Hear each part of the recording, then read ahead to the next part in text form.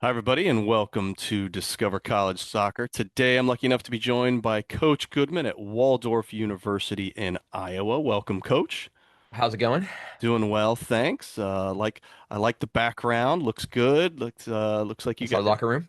Say that's a nice looking NAIA locker room. I'm not. Yeah, we I can't. put some work into it for sure. Got the lights and everything, and made Yeah, it pretty as possible. yeah. This past summer, my daughter went through a lot of ID camps and school visits, and I've seen a lot of locker rooms at all divisions, and that's looking sharp. I can't deny that. Thank you. Well, I appreciate you coming on. It's end of August, beginning of your season. Kicking it off. So I, I guess the first question I have is, I hear from student athletes all the time, like, man, I'm emailing and no, I can't get anybody to reply. And I'm like, well, it's August, September, October. It's going to be tough there in season, right? So how do you balance recruiting for the next year during your current season and what's going on right now? Yeah, it's insane this time of year. I mean, I have about 30 emails a day I respond to with recruits for 2026. So I'm on it all day long. And then obviously we our practices are in the evening, so we go 6 to 8. So I'm not available from like 5 o'clock to like, 9, 10 o'clock at night. So I try to fit as many Zoom calls and recruit calls and conversations during the day. And of course that gets hard when they start going back to high school and are doing their senior year, and some of them are in season, some of them aren't. So trying to find a good time to communicate, so sometimes it's weekends. Of course, we're traveling on Saturdays around the country. So it gets harder this time of year, but it's more harder on the coaches, I think, than the players because obviously we're the ones all over the place. And I have an assistant coach who also helps out with recruit calls. So if you get a call from our assistant coach, it's just as good as a call from me. We talk to each other and everything. So it's a little bit more um, personal when it's off season. I can respond to every call and every Zoom call. Okay. Well, as an NAI program, what is kind of your standard timeline, I guess? So you're obviously recruiting the class of 26 right now. Are you talking to any 27s? And being an NAIA, since you don't really have as many restrictions, are you talking to any 28s, or what's those percentages look like? And maybe when do you look to wrap up that next class? Yeah, so honestly, I will be recruiting 26s probably until our number's full. So if that's earlier this year, it kind of depends on the year. Sometimes we're trying to get done in November, December, it'd be nice. But sometimes I've recruited a player up to like a week before season starts. So the recruiting season lasts a long time. But we have a number. Our number's 32. That's what we're looking for our roster. So when I hit that number, I'm done. I don't go past it. I don't want more people on my team. I don't like having huge sidelines full of players that don't get play time. So we keep it at 32. I get messages from 2029s last week. I got a couple, I put them on my radar, but I'm gonna be really honest with you.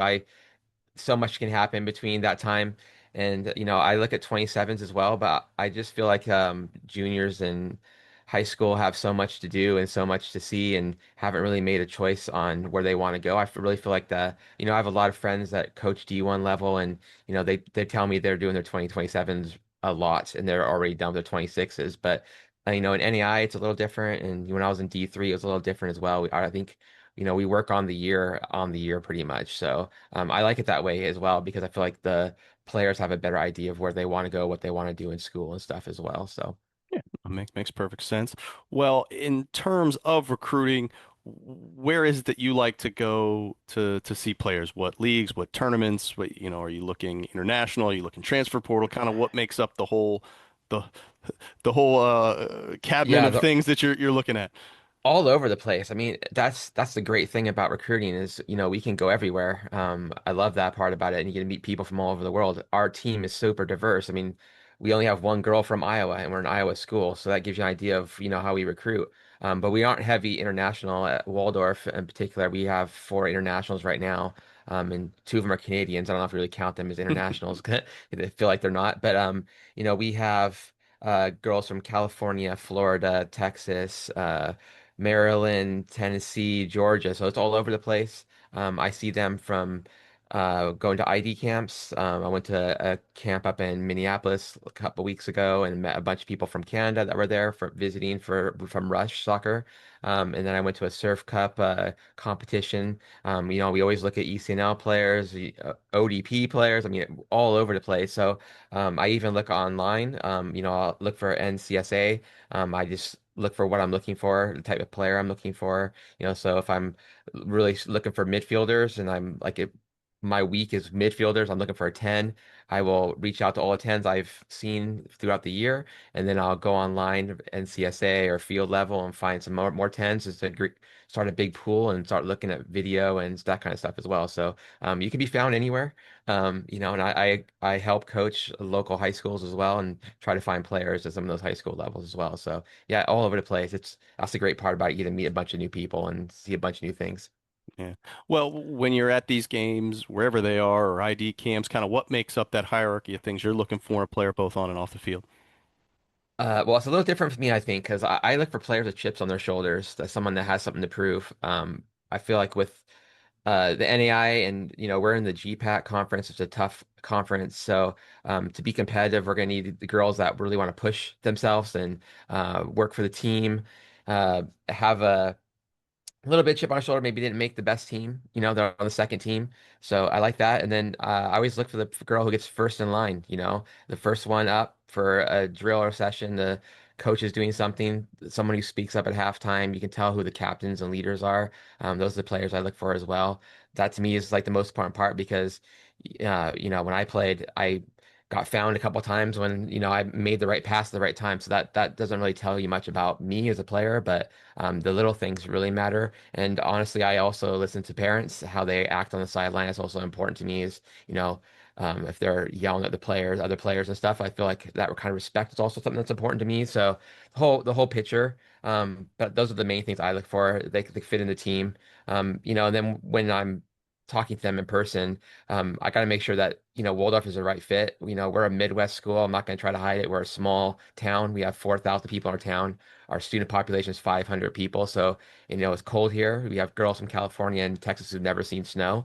So, I got to make sure it's the right fit for them to come here and they enjoy it because I'm not going to try to squeeze them into a system or a school that they don't want to be at. So, yeah, that's the kind of thing that I'm looking for when I'm out recruiting. Okay.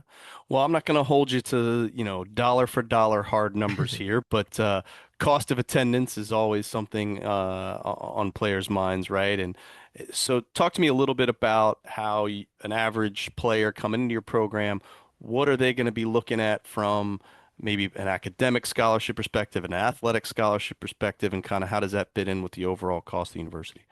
Yeah, so we actually offer just a soccer scholarship, and that includes the academics and soccer all in one.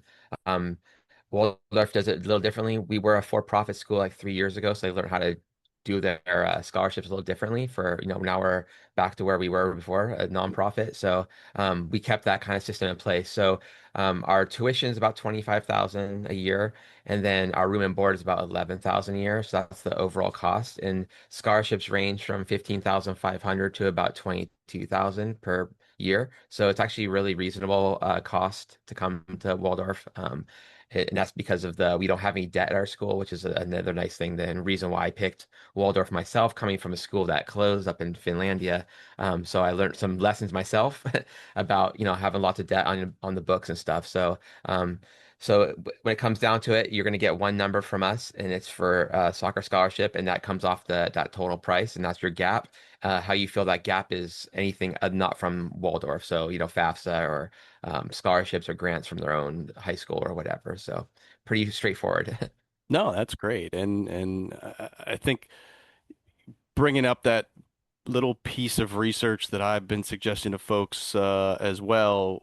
There's been almost, I think at one point it was averaging a school closure per week in 2025, or at least being announced. They may not close that then, but announced and really researching. Do they have debt? Do they have an endowment even that can keep them afloat? Because higher ed's in a tough spot right now with a lot of It these small is. schools for sure. Yeah, and I was at Finlandia, and they closed and process to go through as a player, as a coach, as as faculty and staff, and then I coached at Siena Heights as well, and they just announced they're closing this year. So it's tough. I didn't see the Siena Heights one coming. You could look up all the stats and stuff, and it's like you didn't see it. But that's something that I looked for as a coach, looking for a job. It's my livelihood is a stable community, stable school. So Yeah. that's a big deal nowadays. And some schools are in so much debt. You're just like any day, one little accident, and their school's going to close, and that's a tough thing. And I've unfortunately a lot of good schools have closed so Yeah. recently. Yeah, absolutely. Well, let's talk a little bit more about the school. I'm sure there's some folks not familiar with Waldorf. So what kind of, you've been at several other schools as you mentioned. So what drew you to Waldorf? What have you found are some awesome things about Waldorf? Maybe some things we wouldn't even know by going through the website. Yeah, so I love it because it's a small school and a small community, and I like that. I went to big schools. I went to Oregon originally as my for my undergraduate, and I had a class, biology class that was as big as our entire school. So our school is 500 in-person students. So you have that really close, tight-knit community. Most classroom sizes are anywhere from 12 to 20, so you get that really personal. About 85% of our students are athletes, so we're all in this grind, this athletic grind. So the faculty know how to handle athletic students. But the good part about that is we also have 2,000 online students that support our school financially, and it helps our professors have, make more income themselves. So while it has a small town, small feel here, we have a really good faculty group because of the larger school size, because of the online presence, which is it makes an impact here that you wouldn't really notice unless you come here. And then our school has a lot of things to do considering it's a small school. I've been to small schools that do small schools well, and some small schools that I've done small schools bad. And Waldorf is one that does really well with the extra stuff to do to keep the students and athletes busy and things to do that are actually fun on campus. And there's competitions and lots of events going on all the time. They're going up to Minneapolis, which is only 2 hours away. Our town is small. We only have like an A&W root beer and a small town, but 30 minutes away, we have everything else you need, Chick-fil-A's and all that kind of stuff. So I like that too because you can really focus on the school grind and the soccer grind when you have to, and you can just shut off that outside noise. It's a lot of cornfields around here. We go to games and it's like 6 hours of driving, and the whole way it's cornfields. So that I like that. It's peace and calming, and it's a good way to focus on what you're doing. So but if you don't like that and you're into big cities, then this is not the place for you. And I'm not going to try to sell you that, we don't have frats or sororities or anything, so we don't have that kind of stuff. But it's definitely a small town, safe community.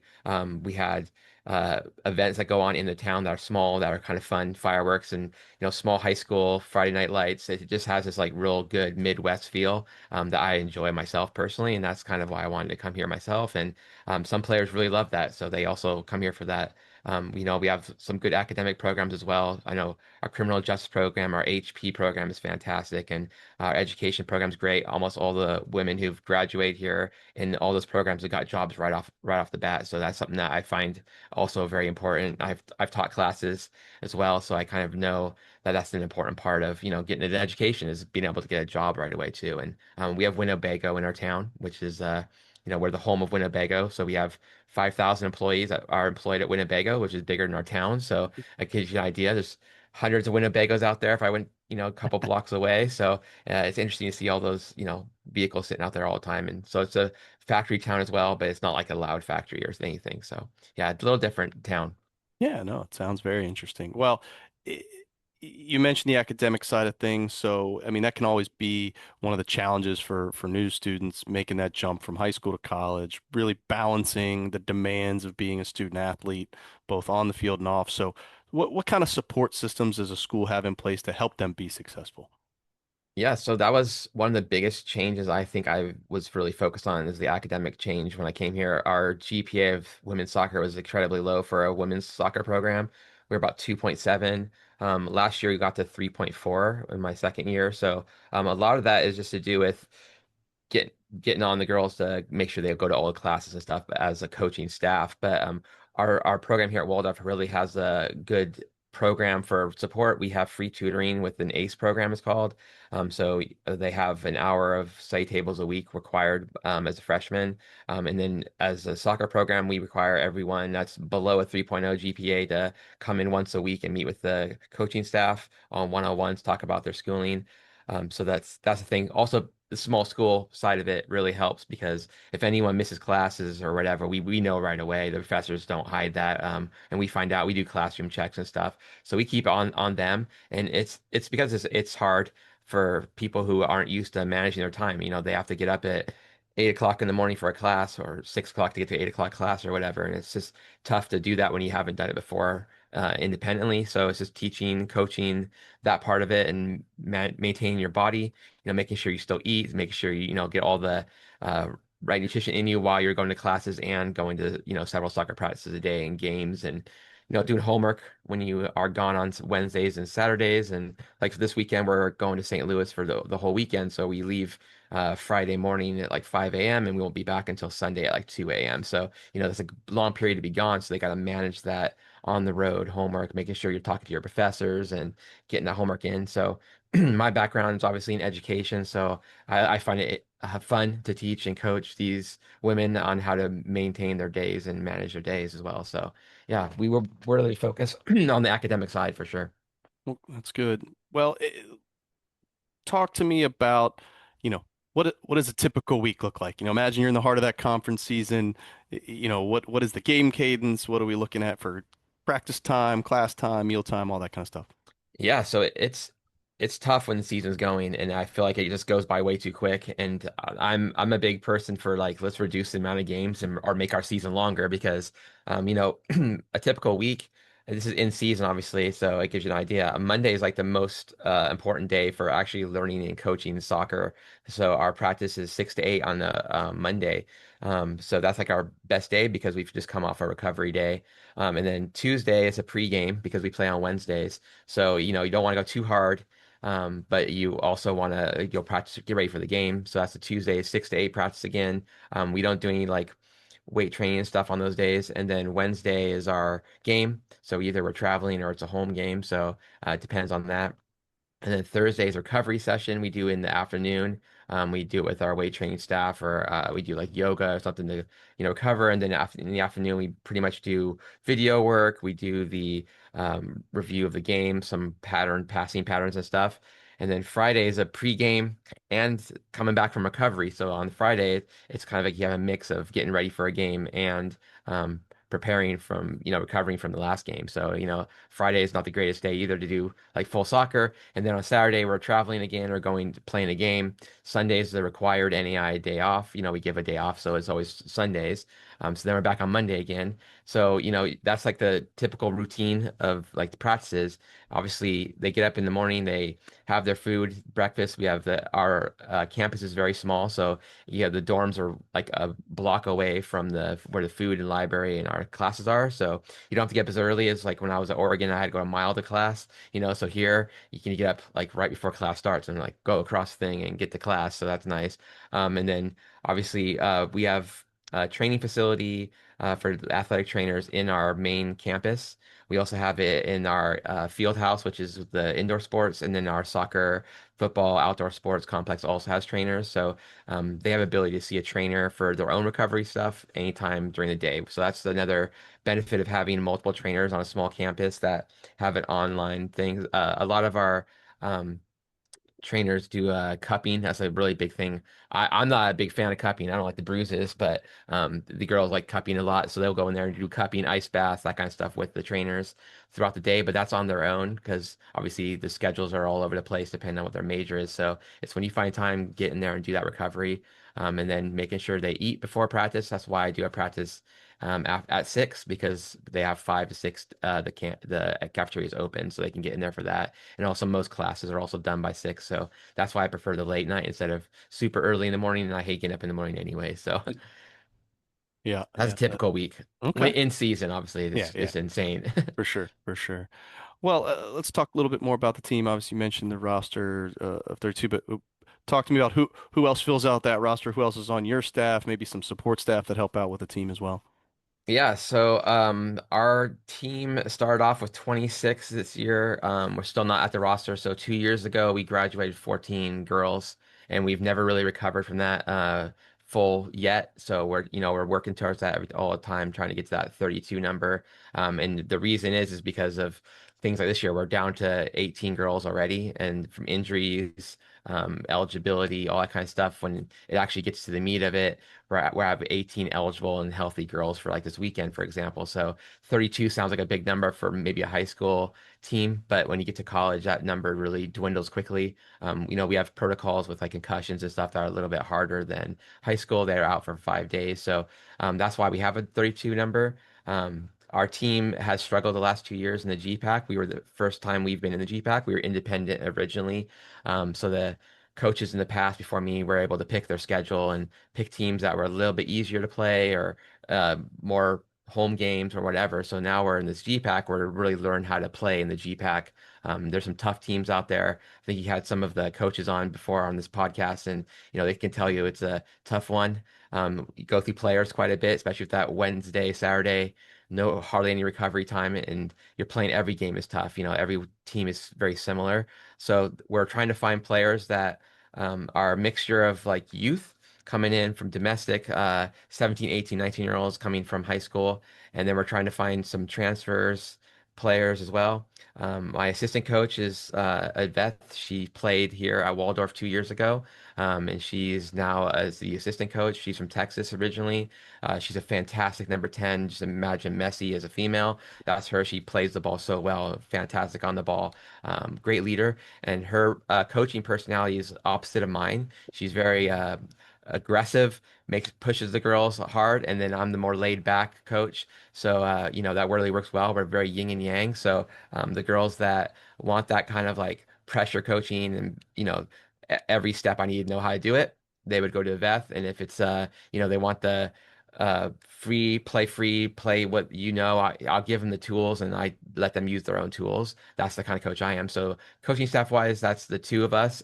We have a goalkeeper coach who is a student employee. He's a men's goalkeeper that is now doing our social media and does goalkeeping. I had a goalkeeping coach friend of mine come for the first couple weeks to help him coach and learn how to do goalkeeping.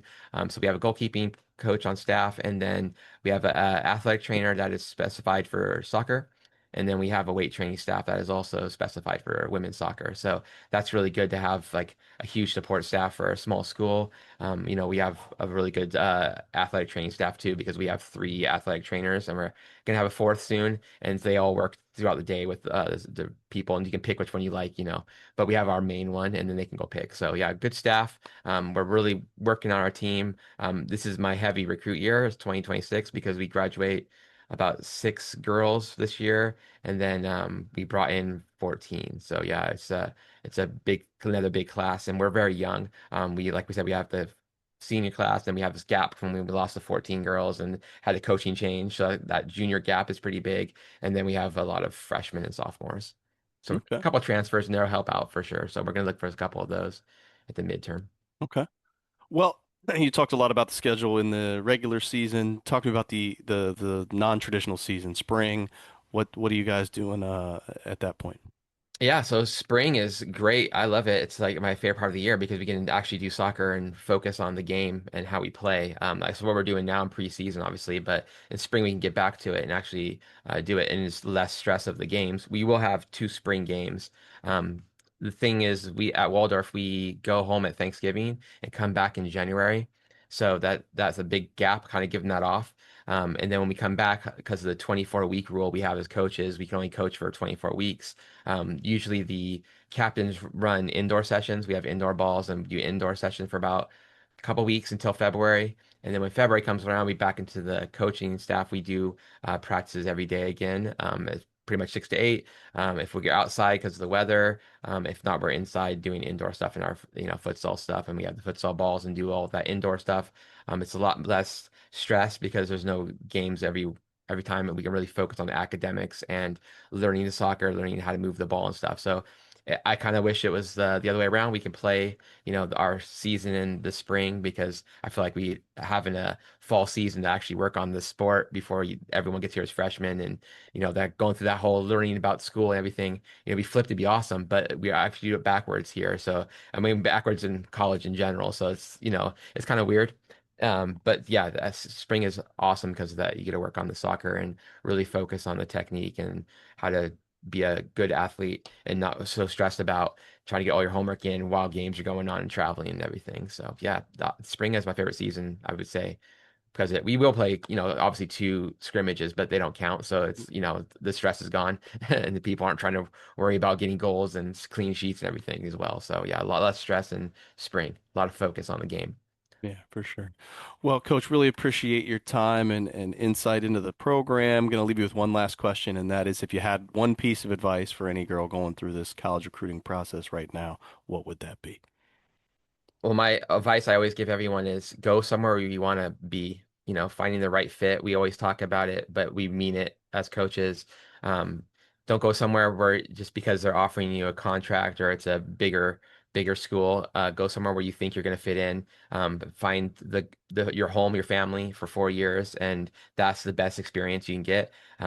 Hardly any of the girls make it pro, and we've had a couple that have done it, and it doesn't really matter where you are. It's just who you are with. For me, my biggest wins are when I get to go to these women's weddings and when they have kids and stuff. That's the biggest win for me. And I think, all these girls, I see them, 10 years down the road, they're still best friends with all the girls they played in with, in the college. So yeah, finding your right fit is the best thing and most important thing. And that college degree goes a long way. So definitely that's my advice for everyone.